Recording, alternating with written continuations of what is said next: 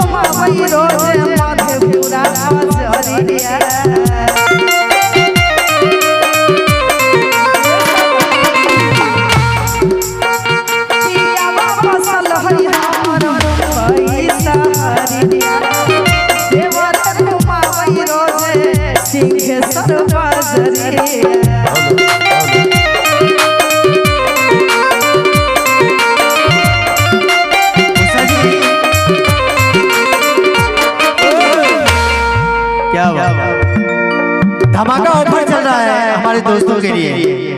और हासिल के मनीषा यादव के लिए धमाका ऑफर हमारी मां सरस्वती युवा नाट्य कला परिषद मोहली जलवार सिद्धेश्वर मणिपुरा के बैनर तले धमाका ऑफर आप तमाम दोस्तों के लिए कुर्सी मात्र 30 रुपये कर दिया गया है। धमाका ऑफर आपके लिए हमारी इस कमेटी के द्वारा कि आप लोग खड़े हैं, हमारी कमेटी को अच्छा नहीं लग रहा है,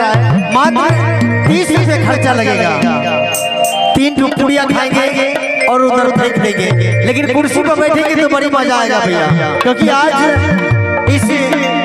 जलवार की धरती पर कुछ ऐसा होने वाला है कि आज गर्दा गर्दा उड़ जाएगा। इसलिए आपसे निवेदन है